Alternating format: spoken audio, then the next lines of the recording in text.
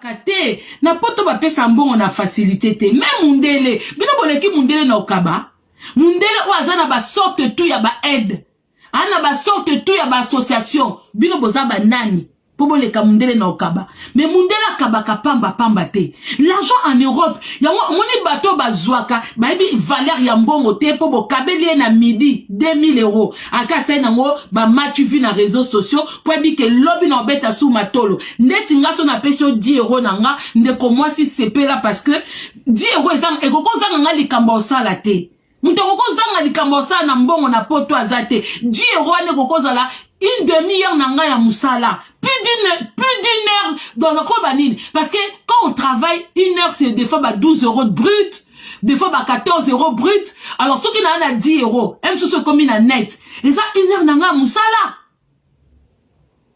et ça une heure musala on peut pas donner l'argent pour les matchs vus neti ngana koki kwa kopesa mtu mbongo te po mukile mona ngana mwana malamu et puis quelle somme vous êtes malade. La personne à l'équipe pour moi pour na bimisa au-delà à 100 euros. Ba 100 euros, ba 200 euros, ba pesa kana muto aza proche. Na muto moi besoin te encore solo là. Sinon tu ba matin les ba 10 euros, ba 20 euros. Pourquoi vous faites des matchs vus? Et autres qui sabino. Les vrais bateaux ba comprendre ba identité na bino. C'est vous qui venez distraire la communauté. C'est vous qui menez la communauté dans la fosse. Pour poto basakana na mbongo te. Il y a des gens qui vont travailler tout un mois. Basala ba mi-temps, basala ba 2 heures de ménage, tout ça. Ba 600 euros, ba 700 euros, ça ba salaire na bango. Alors j'appelle na mbongo na alwa moi chambre na foutu pe moi 350 ya chambre ndambu petit calipe aluki survie. On ne blague pas avec l'argent. Na ba famille na biso mokutu quand on nous appelle qu'il y a un souci. On prend du temps de faire nos propres calculs, de réfléchir avant de donner l'argent. Mais vous, vous êtes qui? Vous, c'est normal que vous agissez comme ça. Parce que vous commandez. Vous ne connaissez pas c'est quoi aller travailler tout un mois et gagner de l'argent. C'est pour ça, vous passez votre temps. Ya William Kope Sanga, Etoka Kope Sanga, Oh Mususu Matalana Kope Sanga. Vous êtes habitués comme ça. C'est pour ça. Parce que l'argent que vous donnez, ce n'est pas vos propres argent. Vous trompez les gens. Vous êtes des commandeuses et des commandeurs sur les réseaux. Et vous pensez que tout le monde a la même vie que vous. On n'a pas la même vie. Nous, on travaille.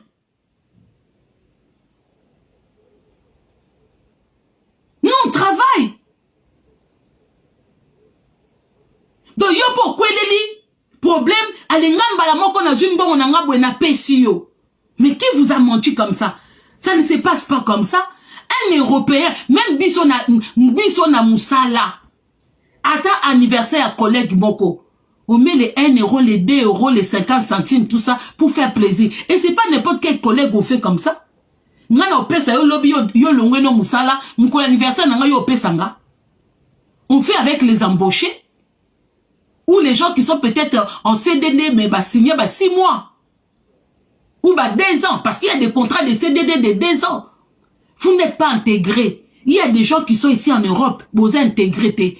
Vous savez, quand vous vivez en Europe ou aux États-Unis, il faut l'intégrer. C'est quoi l'intégration? C'est rien du tout. C'est déjà mode de vie de travail. Quand on travaille, on a des collègues au travail. Il y a toutes sortes de nationalités. C'est l'intégration. Tu apprends chez les autres.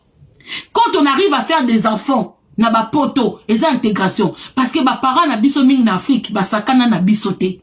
Ba mema biso peut-être na ba parc na banité. Mais awa na poto intégration. Vous savez, il y a des bateaux sous mon cas parents boy. Maintenant na zo tata ko ça la gâteau na mwana te. Ebita même papa ta modelé zanini. Na na kota magazette na ke na leta ba surte na bani na banate. Mais au moins kaka na bota na poto. Mais est-ce que ba activité, il y a parents enfants, il y a mère enfant. Vous avez déjà eu à le faire? Soit disant bobote na poto, bozo pe basé mina français. Vous avez déjà eu à faire des vidéos en faisant des gâteaux avec vos enfants, parce que à partir de 3 ans, vous pouvez commencer à apprécier les aliments à vos enfants. À faire même, non, c'est-à-dire que vous faites participer votre enfant même dans ba activité, ya ko sala ba gâteau, moi na simba kata farine, parce que les enfants aiment ça.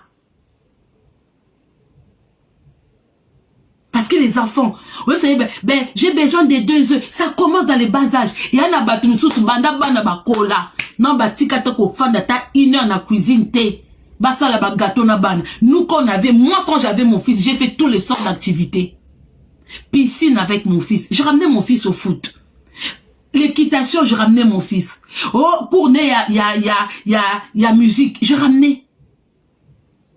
Des vacances, je suis parti partout avec mon fils. Oh, Nice, oh, Saint-Tropez, oh, Portugal, oh, Espagne. J'ai voyagé. Maintenant, il est grand. Il fait ses trucs avec ses potes. Même ses anniversaires. Je me lève seulement quand c'est son heure. Je souhaite un anniversaire. Des fois, il dit, donne-moi seulement mon argent. Même le cadeau comme ça, on n'a plus le temps. Quand les enfants grandissent, tu n'as plus le temps, même si tu veux lui acheter un parfum ou un truc comme ça. Il veut l'espèce dans l'enveloppe parce qu'il va faire ses trucs avec ses potes de lui-même. Nous, on est passé là, on attend les petits-enfants. Moi, comme je suis là, j'attends seulement de profiter de mes petits-enfants. Ou mes petits-neveux, quand ils viennent ici, comme ils sont encore... Même eux, ils ont grandi, ils grandissent tellement vite que des fois, on n'a même plus le temps de faire quoi que ce soit. J'aimais bien quand j'avais mes petits-neveux, des jumeaux ici. Quand ils se lèvent le matin, le fait d'être avec eux dans la cuisine, préparer les petits déjeuners pour eux. J'aimais ça. Mais tant bazo qu'on l'appelle, ils veulent même pas. Balingi souté. On rattrape ça au travail. Vu qu'on est avec les enfants au travail, on fait ça maintenant au travail. Alors, bois koko sa batouté, na réseaux sociaux. Bozo ma vie na binoa salité. Bozo kola sa batou. Malheureusement, il y a des gens qui tombent toujours. Na panneau. Il y a des gens qui tombent dedans. Il y a des gens qui vous prennent pour exemple. Alors, vous êtes des tonneaux vides. Des bourriques. Ngatoza master na moko sili wa oh maman koufi. Pour ça la buzz. Il n'y a pas de buzz sur ça. Alors, bandeko botiko bomama. Botiko bomana na ba panel. Au Congo, Brazza, Congo, Kinshasa. Non, arrêtez. Arrêtez de faire cette différence-là. On n'est pas là-dedans. Même les gens qui vous m'insultez, hein, nazata funate bo zo na bino kaka ba ngala pesaka omoni nga sozo luka visibilité pananga 2 jours ezebele premier live o tchanga na miniature o lobelinga batu ba ega moi 100 moi 200 lobi na ngo okweya po ozanga makambo yo loba pour tous les jours ba no finga nga la même chose les gens ils vont s'enlacer yo ngana sa mnoke ngana pesa na nga batu visibilité te batu ba kwa ko s'enlacer au fininga lelo mais tant au finanga na ba banalité kokota ekolo na ngate ke yo koku bomanga ba théâtre de chez nous moke zanga mutu na mboka na bino ba luka ba comédienne bazate yo zo ko sela ba tu comédienne na TikTok oh mama Kongo na bomio misu mais toi tu es qui? Je suis Mutandu Mundibu nga naza issu d'un mariage où mon père a donné de quoi pour avoir ma mère. Mère nanga qui a ça du rôle de moi si na libala boti pam. Na divorce, des familles fandi ba divorcer, ba bomani ba misu. Il faut aller demander au ba Congo, na ba Congo. Oh, et les cas na divorce ba parents nanga. Des familles bomani misu. Des familles, voilà ba koko nanga vivant. Des familles bike côté na bino pe bo simba bana te bino pe ne bo ke na bana boy to yo kate ba beli to yo kalikambute na bana na biso te bandibu bakebisi batandu bakebisi bandibu donc biso to pesa kate na poto ba pesa mbongo na facilité live ya Bassa Mindele j'ai même participé na live na ye pour na pesa ye ba dire nanga na moni batebele bongi boyande ti bo fan de la Chantal Bola parce que loba ki Bassa Mindele te bino mo bo comprendre réseaux sociaux ndenge kendaka oza mwasa Mindele oza na problème na Chantal te c'est kalobela kiyote bino mo boyebi ke réseaux sociaux ya libanga na mulili mutu ye moko tsa aise ke zuye elle savait à qui elle s'adressait elle ne s'est pas adressée na basi nyonso Mindele boyebi batu ba finga kaye. Maintenant je vais vous faire comprendre un truc na bandeko na nga bobala Mindele. Vous savez ko bala Mindele est différent. Et ça, n'a comme sous tinga na koli na ba Mindele. Na zaki na ba copain ya Mindele, na nzela école, na collège, na ba Mindele. Nga siko zaki bolingo moko, na koko ba na nga Mindele aza livreur. C'est par amour. Na koko ba na nga Mindele aza préparateur de commande. C'est par amour parce que c'est des gens avec qui je suis allé à l'école. C'est des gens avec qui je suis allé à l'école. Donc pour moi, que ça soit le blanc ou noir, moi déjà avant, vous pouvez demander à ma soeur, maman Cheringa Lampiana, PC Mbote Sikaza, je sortais qu'avec des blancs. Moi avant. Mon premier copain, c'était à Blanc. Avant là, kota pa ba mindele. Et j'ai traîné qu'avec des copines blanches. Parce qu'à l'époque, j'habitais à Fontainebleau, il n'y avait pas vraiment Batumwindu. À l'époque, il y avait que Batumwindu Tozaki et Belete. Donc moi, je ramenais même mes copines blanches chez ma tante à vacances. Maman chérie Ngala, puis on appelle son botte si Kozali. Mami Ngala. J'ai ma tante qui s'appelle Mami Ngala. À l'époque, elle habitait à mairie de Clichy, si je me trompe pas. Et puis, c'est toi qui le là-bas villageoise. Na Fontainebleau. Vous savez qu'il y a des blocs qui n'ont jamais vu Paris. Et ça, mboka na bango, pays na bango. Mais non, bah, mon a parité. Donc, quand je suis arrivé au collège, ma copine soit au collège, non, bah, y a parité. Donc, ngai na sengela bango permission. On est venu en vacances chez ma tante. À l'époque, ce que pourtant, on a la kana métro. Nam, tu n'as vu ça bango métro. Mais pourtant, mboka na bango. Donc, j'ai fréquenté les Mindele. Maintenant, basi mingi babala ka Mindele, baya kaka, il faut beaucoup comprendre le temps baba que Mundele fausse Mundele en bongo. Chantal, elle a dit ça par rapport à quoi? Il y a des femmes qui sont mariées avec des blancs, elles viennent complexer les femmes noires. Elles veulent montrer aux femmes noires que, bango Mindele, bazana mbongo, Mindele a bonne vie. Mindele a bonne vie. C'est l'image que Mbappé sakana Mindele. Baza baso ba uta Afrique. O basala kindumba. O bakansaki ke na ville. Il faut qu'on soit kaka mibala Mindele o bongselo vie. Alors que, eza na ngo chance. O ko soit pe mobala mutu mwindu. A bongise li ope vie na yo kitoko. A somme li ope ndaku. Voilà pourquoi bozo kake, mama paradis azolo bake. Mindele ngo tozo monate. Parce que mutu o a uti Afrique. Bon moni mwana akoli na poto. Na mutu a uti na Afrique. Ba na même idéologie. Moi na outi en Afrique aya na ba ambition aza na ba calcul aya na ngosto so ko na kimukolo biso to kolia to na ba calcul te même nga na au-delà de mes 45 ans ce qu'on fandi na nga penza o komona ke o comprendre que je ne viens pas je suis quelqu'un où j'ai longtemps vécu ici parce que naza na même façon ya mbongo na mobilité naza na façon moko ya ko vivre na ba camarade pas comme quelqu'un qui vient d'Afrique to bite qu'Afrique eza mabe il y a toujours une différence. Yango ne azoloba base belé ya ba Congo ya ba Tumwindu même ya ba Camerounaise ceux qui ba bali Mindele elles veulent montrer aux gens que aux autres elles veulent complexer les autres que les mibala Mindele ils sont parfaits ils ont l'argent ils ont boyé bazande ti ba lokoso ba ndumba moko lokoso voilà donc ne vous sentez pas ceux qui olinga mobile nous na jeunesse olinga mobile nous na mukanda na ozana ni na tout ça et tout ne te sont pas visés par rapport aux propos de Chantal Bola bolingi bo banda ko sangana ndeti ke baso bo bala Mindele contre ye elle ne parlait pas à vous elle ne parlait pas. Parce que, vous savez la famille, pour être impoli, hein, ça ne dit pas que, parce que belle famille, non, bah, yo kakate que, ça vous autorise à faire n'importe quoi sur les réseaux sociaux. Le respect de la personne est à la personne yemoko. Ça n'a rien à voir. Au bas la Congolais, au bas la mobile, basaka amibal.